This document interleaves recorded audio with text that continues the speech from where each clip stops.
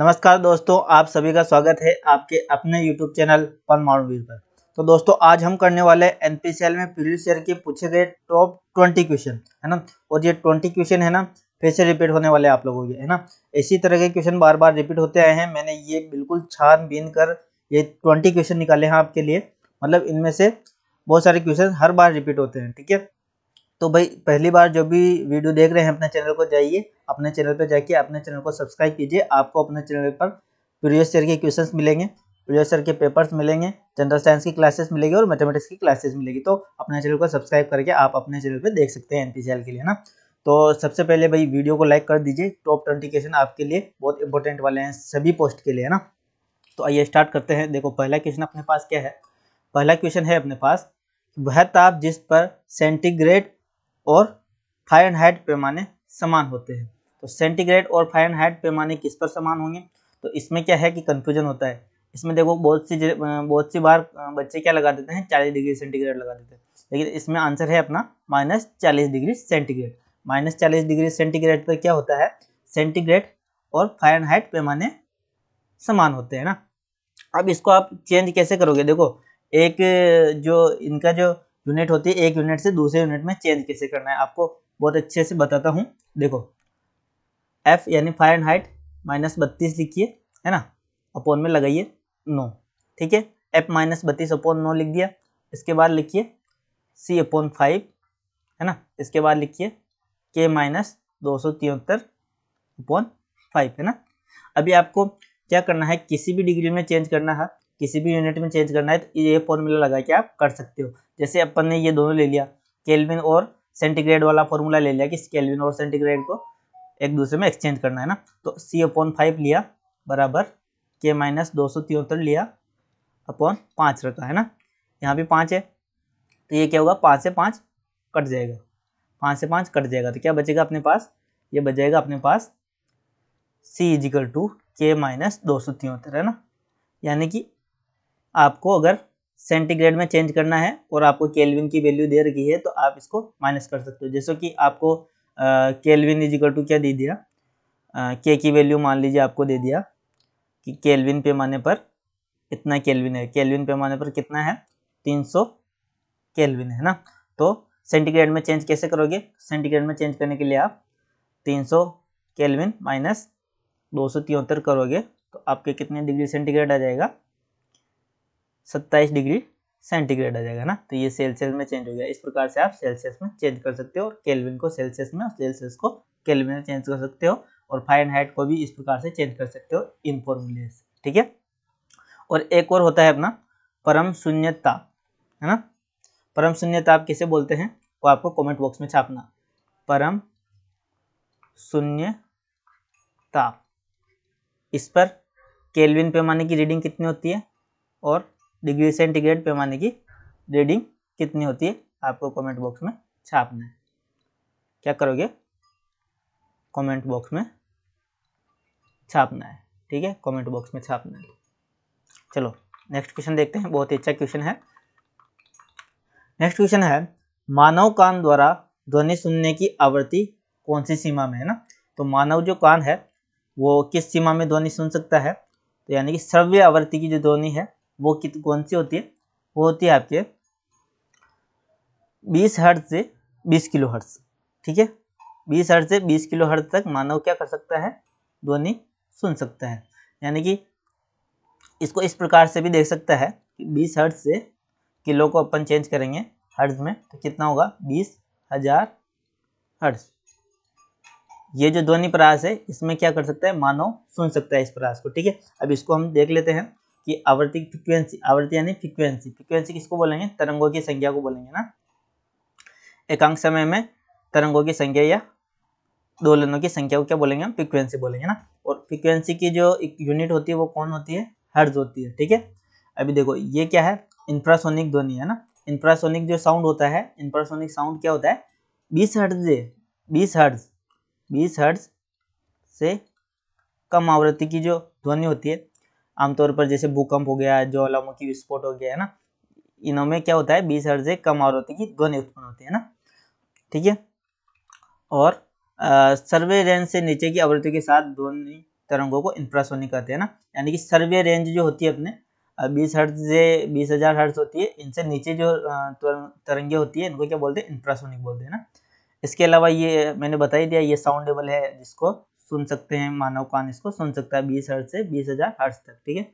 और इसके अलावा अल्ट्रासोनिक ध्वनियाँ जो होती है 20,000 हर्ट्ज से अधिक होती है, उसे क्या बोलते हैं, अल्ट्रासोनिक बोलते हैं, जिनको कुत्ता, बिल्ली, चमगादड़ इस तरह के जंतु सुन सकते हैं, ठीक है।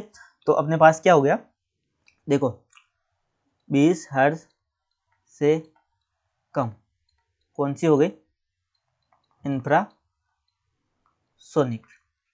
ठीक है, इंफ्रासोनिक हो गई 20 हर्ट्ज से कम।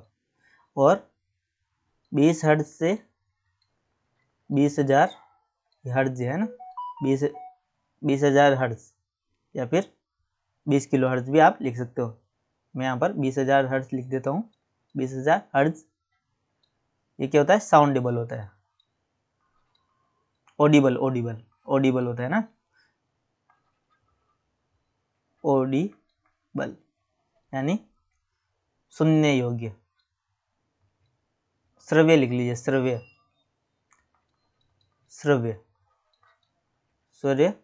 ध्वनि है ना, इस आवृत्ति की रेंज में होती है उसे श्रव्य ध्वनि बोलते हैं। और 20,000 हर्ट्ज 20,000 हर्ट्ज 20,000 हर्ट्ज जो अधिक होगी उनको क्या बोलेंगे, अल्ट्रासोनिक, है ना, उनको क्या बोलेंगे, अल्ट्रासोनिक, ठीक है।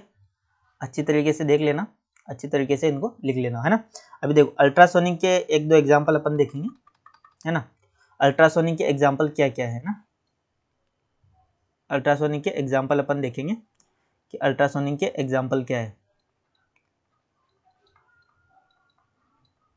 एग्जांपल क्या है, पहला तो है अपना सोनोग्राफी, है ना। एक तो क्या है अपना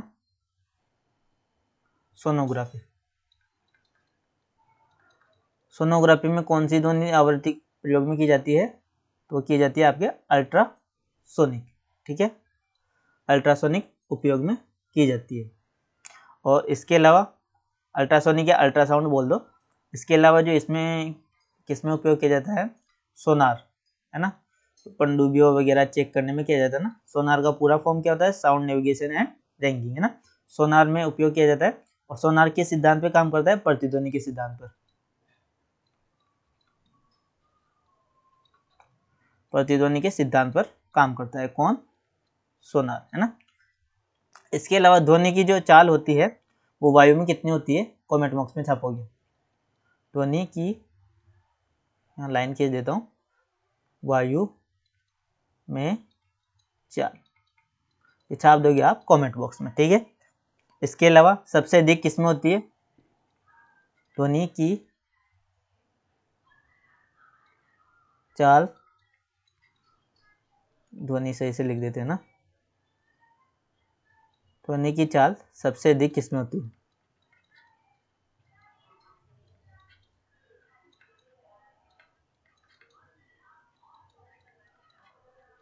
ठीक है, ये कमेंट बॉक्स में छापना है। चलो अब चलते हैं नेक्स्ट क्वेश्चन पर। नेक्स्ट क्वेश्चन है, देखो काफी बार पूछा गया है, जल का घनत्व किस ताप पर सर्वाधिक होता है, ठीक है। तो जल का घनत्व जो होता है 4 डिग्री सेंटीग्रेड पर सर्वाधिक होता है, ठीक है।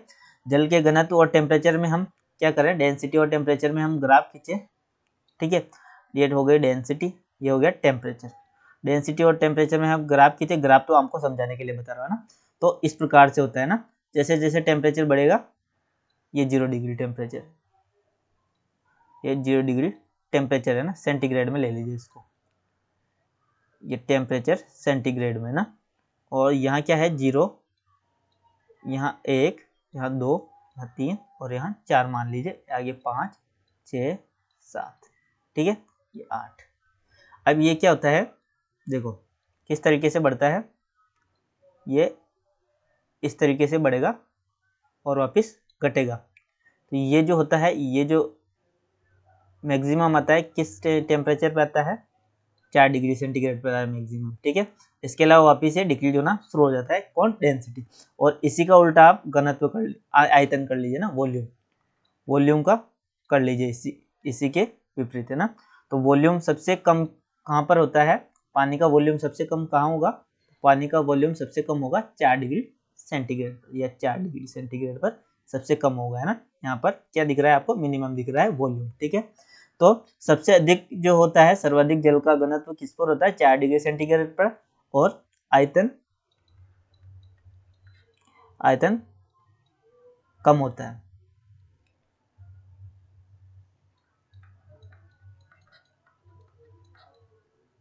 चार डिग्री सेंटीग्रेड पर आयतन जो होता है न्यूनतम होता है, सबसे कम नहीं, न्यूनतम लिख लीजिए ना, न्यूनतम यानी मिनिमम, है ना। और घनत्व क्या होता है, मैक्सिमम। घनत्व यानी डेंसिटी, है ना, घनत्व यानी डेंसिटी जो होती है, ठीक है, घनत्व यानी डेंसिटी, है ना। तो ये क्या होती है, मैक्सिमम होती है, मैक्सिमम यानी अधिकतम, ठीक है। ये दोनों चीजें ध्यान रखोगे, है ना, क्वेश्चन गलत मत करना। आयतन न्यूनतम होता है, घनत्व अधिकतम होता है 4 डिग्री सेंटीग्रेड, ओके। और ये ग्राफ मैंने बता ही दिया है, देखो ये क्या होता है, 0 डिग्री सेंटीग्रेड से हम बढ़ाएंगे टेम्परेचर तो घनत्व बढ़ता जाएगा, 4 डिग्री सेंटीग्रेड पर अधिकतम होगा, उसके बाद वापस जैसे जैसे टेम्परेचर बढ़ाएंगे घनत्व वापस कम होता जाएगा ना। और इधर देखिए वॉल्यूम क्या है, वॉल्यूम पहले ज़्यादा है, अपन 0 डिग्री सेंटीग्रेड से 4 डिग्री सेंटीग्रेड तक बढ़ाएंगे तो क्या होगा, वॉल्यूम न्यूनतम होगा, 4 डिग्री सेंटीग्रेड पर न्यूनतम हो जाएगा, और जैसे जैसे टेम्परेचर बढ़ाएंगे वापस ये बढ़ता जाएगा वॉल्यूम, ठीक है। ये दोनों चीज़ें आपको ध्यान रखनी है ना। चलो नेक्स्ट क्वेश्चन पे चलते हैं, बहुत अच्छा क्वेश्चन है ना। अब देखो क्या है कि कैलकुलजन है किस समूह से संबंधित है ना, किस समूह संख्या से संबंधित है, यानी ग्रुप, जो आवर्त सारणी में जो ग्रुप होता है, देखो आवर्त सारणी में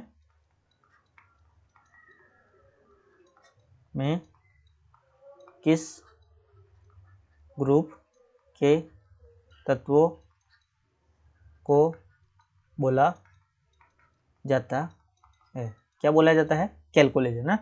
कैलकुलजन आवर्त सारणी के किस ग्रुप के तत्वों को बोला जाता है, ठीक है। तो आपके बोला जाता है ग्रुप 16, ग्रुप 16 के तत्व जो होते हैं उनको बोला जाता है कैलकुलजन, है ना। और 17 के जो तत्व होते हैं उनको क्या बोला जाता है,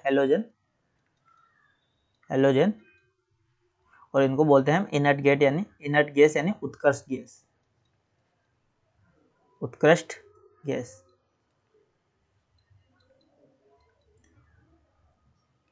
गैस बोलते हैं, यानी इनर्ट गैस बोलते हैं इनको, है ना। और इनको जीरो ग्रुप भी बोल सकते हैं, इसके अलावा इनको इनर्ट गैस बोलते हैं, ठीक है, इनर्ट गैसेस इनको बोलते हैं ना।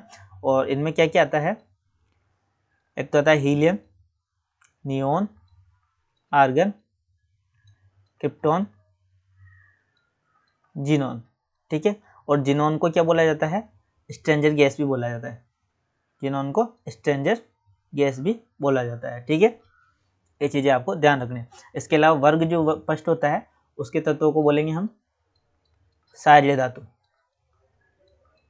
क्षारीय धातु जैसे हो गया लिथियम हो गया, सोडियम हो गया, पोटेशियम हो गया ना। और सोडियम और पोटेशियम को तो क्या कर सकते हैं, चाकू से भी काट सकते हैं, है ना, चाकू से काट सकते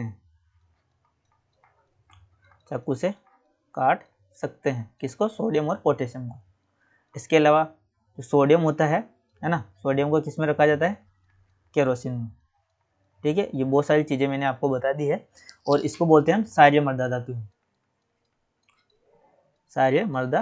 धातुएं, ठीक है, समझ गए ना। चलो ठीक है, चलते हैं नेक्स्ट क्वेश्चन में। देखो नेक्स्ट क्वेश्चन है, एक कमरे में एक धातु की मेज पर गर्म कॉफी का एक कप रखा गया है ना, रिक्त स्थान द्वारा उष्मा को त्याग देता है ना, हीट को किस विधि द्वारा ट्रांसफर करेगा ये आपको बताना है, ठीक है। तो ये प्रीवियस ईयर का क्वेश्चन है, नरोरा का, है ना। नरोरा के आप जो वैकेंसी की पेपर देने जा रहे हो तो नरोरा के लिए इंपॉर्टेंट हो जाता है। और नरोरा में ये 2-3 क्वेश्चन इसमें से मिले थे, है ना। 2-3 क्वेश्चन जो मैंने लिए हैं नरोरा में पूछे गए हैं, 2-3 बार पूछ लिए गए वो क्वेश्चन, है ना। 2018 में भी 2020 में भी एग्जाम हुआ था तो पूछे गए थे, और 2022 में भी एग्जाम हुआ था तो 2-3 क्वेश्चन इसमें से पूछे गए थे, तो अच्छे से इनको देख लेना एक बार। तो धातु की मेज पर रखी है कॉफी, तो उसमें क्या होगा, चालन भी होगा, संवहन भी होगा और विकिरण भी होगा। इन तीनों मेथड से क्या होगा, वो ठंडी होगी। इसके अलावा आप वाष्पीकरण भी अगर आपको ऑप्शन में दिखे तो आप ये लगा देना, है ना। तो चालन, संवहन, विकिरण और वाष्पीकरण, अगर चारों दिखे तो लगा देना, अगर वाष्पीकरण नहीं दिखे और तीनों लिखे तो ये ऑप्शन में हो तो लगा देना कि धातु की मेज पर गर्म कॉफी रखी है तो किस विधि द्वारा ट्रांसफर करेगी हीट, चालन, संवहन और विकिरण द्वारा। ठीक है, चलो नेक्स्ट क्वेश्चन पे चलते हैं। नेक्स्ट क्वेश्चन है, गिलास में पानी पर बर्फ तैर रहा है, यदि बर्फ पिघल जाए तो आयतन पर क्या प्रभाव पड़ेगा ना। तो ये भी नोरोग्राम पूछा गया, तो आयतन पर इस पर कोई प्रभाव नहीं पड़ेगा, इसमें कंफ्यूजन नहीं होना है। क्यों नहीं पड़ेगा इसको समझाऊंगा, तो बहुत लंबा क्वेश्चन है। ठीक है, तो आप तो बस ये ध्यान रख दीजिए कि गिलास का जो है बर्फ तैर रहा है, मान लीजिए पानी भरा है ना, और इसके जो ऊपर क्या कर रहा है, बर्फ तैर रहा है ना, बर्फ तैर रहा है, तो इसका जो फिर स्तर है उस पर कोई प्रभाव नहीं पड़ेगा, जल का स्तर न तो गिरेगा न बढ़ेगा, है ना, तो वही रहेगा इसका वॉल्यूम, चेंज नहीं होगा। चलो नेक्स्ट क्वेश्चन है, बहुत ही अच्छा क्वेश्चन। देखो, प्रेशर कुकर में खाना जल्दी पक जाता है, क्यों पक जाता है? क्योंकि प्रेशर कुकर में क्या होता है, हाई प्रेशर होता है ना, दाब हम बढ़ा देते हैं तो क्वथनांक बढ़ जाएगा पानी का। ठीक है, तो दाब बढ़ाने पर क्वथनांक बढ़ जाता है, इसलिए क्या होगा, प्रेशर कुकर में खाना जल्दी पक जाता है। देखो कैसे बढ़ेगा, देखो जैसे हमने प्रेशर, पहले क्या है, क्वथनांक कितना होता है, जल का क्वथनांक कितना होता है, का क्वथनांक किस पर, वायुमंडलीय दाब पर, वायुमंडलीय दाब यानी 1 atm, वायुमंडलीय दाब पर, वायुमंडलीय दाब यानी 1 atm, दाब जो होता है 1 एटमॉस्फेयर, है ना। देखो इसमें मैं चेंज करना बता देता हूँ, 76 सेंटीमीटर पारा बराबर 760 mm Hg, है ना, ये पारा को Hg भी लिख सकते हो ना। तो 1 atm की वैल्यू ये भी होती है 76 सेंटीमीटर पारा के बराबर, और 760 mm Hg के बराबर भी होते हैं ना। तो ये एक और क्वेश्चन आपके तैयार हो गया। इसके अलावा देखो, जल का क्वथनांक जो वायुमंडलीय दाब पर होता है वो होता है आपके, कितना होता है, 100 डिग्री सेंटीग्रेड। ठीक है, अब क्या है, जैसे हमने प्रेशर बढ़ाया, प्रेशर बढ़ाएंगे तो अब क्या है, देखो पहले क्या है, एक एटमॉस्फेयर पर जल का क्वथनांक 100 डिग्री सेंटीग्रेड है ना। अब क्या है कि जैसे 100 डिग्री सेंटीग्रेड टेम्परेचर पहुंचेगा, जल उबलने लग जाएगा ना, जल उबलने लग जाएगा, और हम टेम्परेचर बढ़ाते जाएंगे फिर भी इसका टेम्परेचर क्या रहेगा, 100 डिग्री सेंटीग्रेड ही रहेगा, क्योंकि जो हम इसको हीट दे रहे हैं वो क्या है, गुप्त उष्मा के रूप में निकल जाएगी ना, क्योंकि ये उबलने लग जाएगा, जैसे ये क्वथनांक पॉइंट पे पहुंचेगा, उबलने लग जाएगा ना, उबलने लग जाएगा, तो इसमें गुप्त उष्मा के रूप में जो हम हीट दे रहे हैं, चाहे हम कितनी भी हीट दे दें, ये 100 डिग्री सेंटीग्रेड ही रहेगा जब तक हम प्रेशर नहीं बढ़ा देगा ना, वो लेटेंट हीट के रूप में जाती रहेगी। जैसे हमने प्रेशर बढ़ाया तो मान लीजिए अब इसका टेम्परेचर हो गया, बॉइलिंग पॉइंट हो गया 120 डिग्री सेंटीग्रेड, है ना, प्रेशर बढ़ाने पर ना, प्रेशर यानी दाब बढ़ाने पर 120 डिग्री सेंटीग्रेड हो गया। तो देखो पहले तो 100 डिग्री सेंटीग्रेड तक ही खाना पक रहा था, इतना ही उसको टेम्परेचर मिल रहा था, अब कितना मिल रहा है, 120 डिग्री सेंटीग्रेड, इसीलिए क्या होता है, जल्दी पक जाता है। देखो बहुत ही अच्छे कंसेप्ट में समझा रहा हूँ आपको, है ना। देखो, रिक्त स्थान की प्रक्रिया से पृथ्वी का वातावरण गर्म होता है ना, विकिरण, संवहन, चालन और ऑल ऑफ दिस। ठीक है, तो इसमें क्या है, देखो ये मान लीजिए सन है ना, ये भी बहुत अच्छा कंसेप्ट है, समझ लीजिए अच्छे से, है ना। इसमें से संबंधित क्वेश्चन पूछा था पहले हीट ट्रांसफर मेथड से, है ना। और ये क्या है, अपनी पृथ्वी है ना, ज़्यादा निकट तो नहीं बना दी पृथ्वी, कोई दिक्कत नहीं, पृथ्वी को गोल बनाना था लेकिन थोड़ी सी चपटी होगी, कोई दिक्कत नहीं। चलो ठीक है, यहाँ से क्या होगा, विकिरण आएगी ना, गामा किरण आएगी, विकिरण आएगी, रेडिएशन आएगा पृथ्वी, है ना, सूर्य से। तो क्या होगा, पृथ्वी जो गर्म होगी ना, पृथ्वी अगर गर्म हो रही है, देखो यहाँ लिखो कि पृथ्वी गर्म होगी, किससे होगी, विकिरण से, विकिरण यानी रेडिएशन से। ठीक है ना। और पृथ्वी के जो आसपास का वायुमंडल होगा किससे गर्म होगा, देखो पृथ्वी गर्म हो गई, अब क्या है कि यहाँ की जो वायु होगी, पृथ्वी के पास की वायु, वो इससे हीट ट्रांसफर करेगी संवहन विधि द्वारा, और हल्की होकर ऊपर चली जाएगी ना, हल्की होकर ऊपर चली जाएगी, है ना, गर्म वायु ऊपर चली जाएगी और ठंडी वायु क्या होगी, नीचे आएगी। तो इसमें क्या हो रहा है, कणों का आदान प्रदान हो रहा है, और कणों का आदान प्रदान होता है तो क्या होता है, संवहन होता है ना, तो इसका आंसर हो जाएगा अपने पास संवहन, है ना। पृथ्वी के आसपास का वातावरण, पास का वातावरण किससे गर्म होता है, संवहन विधि द्वारा। संवहन को इंग्लिश में क्या कहते हैं, इंग्लिश मीडियम वाला कोई हो तो चेक कर लेना गूगल पे एक बार, ठीक है। अगर एटमॉस्फेयर, पृथ्वी के एटमॉस्फेयर, आसपास का एटमॉस्फेयर पूछे तो संवहन विधि द्वारा, और पृथ्वी की पूछेगी पृथ्वी किससे गर्म होगी तो विकिरण विधि द्वारा, नहीं रेडिएशन विधि द्वारा, ठीक है। अब देखो नेक्स्ट क्वेश्चन है, बहुत सारे मैं यूनिट्स लेके आया हूँ आपको, है ना, मात्रक लेके आया हूँ। देखो आवृत्ति का ऐसा ही मात्रक क्या होगा, तो अभी बताया था मैंने, हर्ट्ज हो गया ना, आवृत्ति का ऐसा मात्रक क्या हो गया, हर्ट्ज हो गया। इसके अलावा देखो ओम किसका मात्रक है, ओम मात्रक है रेजिस्टेंस यानी प्रतिरोध का, प्रतिरोध का मात्रक क्या है, ओम है ना। और वोल्ट किसका मात्रक है, विभव या फिर विभवांतर, विभवांतर का, विभव या फिर विभवांतर का मात्रक है वोल्ट। और जूल किसका मात्रक है, ऊर्जा का मात्रक है जूल। वाट शक्ति का मात्रक है, शक्ति यानी पावर, पावर की यूनिट है वॉट है। और यहाँ पर जूल किसकी, एनर्जी है ना, एनर्जी। ये पोटेंशियल डिफरेंस हो गया, और ये पोटेंशियल हो गया, पोटेंशियल डिफरेंस, ये रेजिस्टेंस हो गया, और ये फ्रीक्वेंसी होगी, आवर्त यानी फ्रीक्वेंसी है ना। और पास्कल किसका मात्रक है, प्रेशर यानी दाब का। पास्कल किसका मात्रक है, प्रेशर यानी दाब का मात्रक है पास्कल। और कैंडेला ज्योति तीव्रता का मात्रक है ना। बहुत सारे मैं मात्रक लेके आया हूँ। और न्यूटन किसका मात्रक है, फोर्स यानी बल का, ठीक है। और न्यूटन पर केजी किसका मात्रक है, त्वरण का, ठीक है। त्वरण का देखो कैसे होगा, F इजिकल टू एम ये होता है ना, तो A इजिकल टू क्या हो गया, F अपॉन एम। यहाँ पर क्या हो गया, बल का मात्रक न्यूटन, द्रव्यमान का मात्रक केजी, तो क्या हो गया, न्यूटन पर केजी हो गया त्वरण का मात्रक, ठीक है। चलो नेक्स्ट क्वेश्चन देखते हैं, 1 किलोवाट घंटा बराबर कितने जूल होंगे, ठीक है। तो ये पहले क्वेश्चन पूछा गया काकरपारा में, तो 1 किलोवाट घंटा बराबर कितने जूल होंगे, तो आप देख सकते हो कितने जूल होंगे, 1 किलोवाट घंटा बराबर 3.6 इंटू 10⁶ होंगे, ठीक है। और अगर यहाँ पर आ जाए 36 इंटू 10⁵ तो ये भी सही होगा, क्योंकि एक जो 10 की पावर है इसने पॉइंट हटाने में ले लिए, तो 36 इंटू 10⁵ जूल भी इसका आंसर होगा, और ये भी इसका आंसर हो गया ना, तो ऑप्शन नंबर ए अपना सही हो गया। चलो नेक्स्ट क्वेश्चन है, निम्नलिखित में से कौन सी एक सदिश राशि है, वेक्टर, इनमें से कौन सी एक वेक्टर है ना।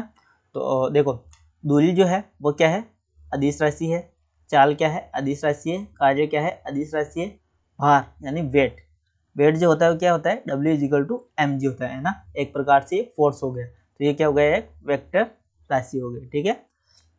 और यहाँ पर मैं आपको बता दूं एक दो सदिश राशियां, देखो विस्थापन जो होता है सदिश होता है, देखो यहाँ लिख देते हैं सदिश, यहाँ लिख देते हैं अदिश, है ना। सदिश अदिश में कंफ्यूजन होता है बहुत बार, इसको यहाँ से हटा देते हैं, ठीक है। सदिश यानी वेक्टर, और अदिश को क्या बोलते हैं देख लेना एक बार, इंग्लिश मीडियम वाले, ठीक है। तो सदिश अदिश राशियाँ मैं आपको लिखा देता हूँ। विस्थापन जो होता है वो सदिश होता है, और दूरी जो होती है वो क्या होती है, अदिश होती है ना। और विस्थापन से बनता है वेग, है ना। विस्थापन में परिवर्तन की दर जो होती है क्या होती है, वेलोसिटी। तो वेग जो होता है आपका क्या होता है, सदिश राशि होती है, और दूरी से बनती है चाल, तो चाल क्या होता है, अदिश राशि होती है, ठीक है। और इसके अलावा देखो त्वरण, त्वरण कौन सी राशि है, सदिश राशि है ना। और त्वरण सदिश राशि है, बल भी सदिश राशि है, संवेग भी सदिश राशि है ना। इसके अलावा संवेग हो गया, त्वरण हो गया। अब देखो इधर लिखो, दाब जो है अदिश राशि है, शक्ति जो है अदिश राशि है, और कार्य भी क्या है, अदिश राशि है, ऊर्जा भी अदिश राशि है, ठीक है। ये हो गई अदिश राशियाँ, ये हो गई सदिश राशियाँ, ठीक है। अब देखते हैं नेक्स्ट क्वेश्चन। नेक्स्ट क्वेश्चन है क्या है, वर्षा की बूंदों का आकार गोलाकार क्यों होता है, तो गोलाकार क्यों होगा, पृष्ठ तनाव के कारण होगा, ठीक है। सरफेस टेंशन, सरफेस टेंशन, इतनी थोड़ी बहुत तो इंग्लिश आती है, तो मैं बता दूंगा जो भी आएगा मेरे को, लेकिन जो नहीं आएगा वो आपको इंटरनेट पे देख लेना है, ठीक है। सरफेस टेंशन के कारण वर्षा की बूंदों का आकार क्या होता है, गोलाकार होता है, ठीक है। अभी देखो सरफेस टेंशन के अपन एग्जांपल देख लेते हैं। छोटे छोटे कीट आपने देखे होंगे, मच्छर, है ना। मच्छर वगैरह क्या करते हैं, पानी की सतह पर तैरते रहते हैं ना, पानी भरा रहेगा कहीं तो मच्छर वगैरह तैरते रहते हैं, तो वो किसके कारण होता है, पृष्ठ तनाव के कारण होता है, ठीक है। और इसके अलावा कम भार की वाली जो सुई होती है उसको भी अपन तैरा सकते हैं, कैसे तैरा सकते हैं, कागज पर सुई रखिए, कागज पर सुई रखिए तो और पानी पे रख दीजिए, तो पानी में क्या होगा, कागज गीला होकर हल्का हल्का डूब जाएगा, उसको आप हटा लीजिए, सुई पानी में तैरती रहेगी, तो वो किसके कारण होगा, पृष्ठ तनाव के कारण। इसके अलावा ठंडे सूप की अपेक्षा गर्म सूप आपको स्वादिष्ट लगेगा, क्यों कि ठंडे सूप का पृष्ठ तनाव ज़्यादा होगा तो वो आपकी जीभान पर सही से फैलेगा नहीं, और जैसे गर्म करोगे सूप को तो उसका पृष्ठ तनाव कम हो जाएगा ना, गर्म करने पर क्या होता है, पृष्ठ तनाव कम होता है, तो पृष्ठ तनाव कम होगा तो अच्छे से फैलेगा, आपकी जीभान पर अच्छे से फैलेगा तो आपको स्वादिष्ट लगेगा। ठीक है, अभी देखो नेक्स्ट क्वेश्चन है, निम्नलिखित में से केशिकत्व से संबंधित न होने वाला कथन चुनिए ना। केशिकत्व से संबंधित घटनाएं कौन सी नहीं है, तो दीपक से तेल केशिकत्व के कारण बाटी के छोर पर तक पहुंचता है ना, तो ये तो सही हो गया। इसके अलावा एक पेड़ से जड़ रोम केशिका क्रिया के दौरान कारण मिट्टी से पानी ग्रहण करते हैं, ये भी सही हो गया। छोटे कीड़े पानी की सतह पर तैरते हैं, ये गलत हो गया, ये किसके कारण तैरते हैं, पृष्ठ तनाव के कारण, पृष्ठ तनाव के कारण तैरते हैं। ठीक है, इसके अलावा पानी में तौलिया डुबा, देखो पानी में आप क्या कीजिए कि तौलिया को सुखा दीजिए तार पे और उसको एक सिरा क्या कर दीजिए, बाल्टी में डुबो दीजिए, तो आप एक ही सिरा उसका बाल्टी में डुबोगे, लेकिन वो पूरा तौलिया 2 घंटे बाद, 3 घंटे बाद आप देखोगे तो पूरा तौलिया गीला हो जाता है, किसके कारण होता है, वो होता है आपके केशिकत्व के कारण, उसमें क्या होता है, पानी ऊपर चढ़ने लगता है। ठीक है, चलो नेक्स्ट क्वेश्चन देखते हैं। नेक्स्ट क्वेश्चन है, रॉकेट का कार्य सिद्धांत किस पर आधारित है, तो रॉकेट का जो कार्य सिद्धांत आधारित है, प्रिंसिपल ऑफ रॉकेट, रेखीय संवेग संरक्षण के आधार पर है ना, तो लाइनर मोमेंटम। ठीक है, लाइनर मोमेंटम कंजर्वेशन। ठीक है, रेखीय संवेग संरक्षण के आधार पर, और न्यूटन की गति का नियम पूछे, कौन सी गति का नियम, तो third law of Newton,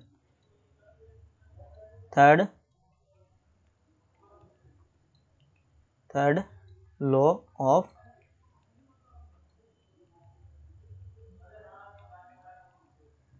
Newton. ठीक है, न्यूटन का कौन सी गति का नियम है, तीसरा नियम है, तृतीय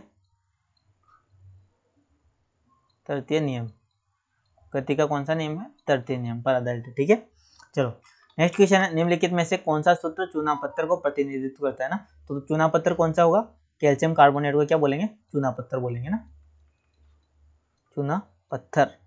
ठीक है, और इसको क्या बोलेंगे हम, जिप्सम, कैल्शियम सल्फेट को क्या बोलेंगे, जिप्सम, है ना। और संगमरमर भी देखो, चूना पत्थर को और क्या बोल सकते हैं, कमेंट बॉक्स में छाप देना। ठीक है, चूना पत्थर को और क्या बोल सकते हैं, और इसके अलावा जी ये होता है, ये क्या होता है, दोने का सोडा का सूत्र होता है। ठीक है, सोडियम 10H2। ठीक है, sodium carbonate 10H2, calcium carbonate चूना पत्थर होता है, कैल्शियम सल्फेट 2H2 जिप्सम होता है, और कैल्शियम सोडियम हाइड्रोजन कार्बोनेट जो होता है, सोडियम बाइकार्बोनेट या सोडियम हाइड्रोजन कार्बोनेट, खाने का सोडा। ठीक है, खाने का सोडा क्या होता है, कैल्शियम नहीं, सोडियम हाइड्रोजन कार्बोनेट यानी सोडियम बाइकार्बोनेट। इसके अलावा कैल्शियम सल्फेट हाफ H2 है ना, इसमें कितना H2 है, 2H2, इसको बोल देंगे जिप्सम, और इसको गर्म करेंगे तो इसमें 1.5 H2O जो होता है वो निकल जाएगा, इसमें हाफ H2O बचेगा, इसको क्या बोलेंगे हम, plaster of Paris, plaster of Paris. ठीक है, चलो नेक्स्ट क्वेश्चन देखते हैं। नेक्स्ट क्वेश्चन है, निम्नलिखित में से हृदय से संबंधित परीक्षण है ना, तो हृदय से संबंधित परीक्षण होता है इलेक्ट्रोकार्डियोग्राम। ठीक है, यानी कि ईसीजी, ईसीजी जो होता है हृदय से संबंधित होता है, और ईईजी होता है मस्तिष्क से संबंधित, मस्तिष्क से संबंधित। ठीक है, ये किससे संबंधित होता है, हृदय से संबंधित होता है। ठीक है, और स्टेथोस्कोप जो होता है, इससे क्या करते हैं, हृदय की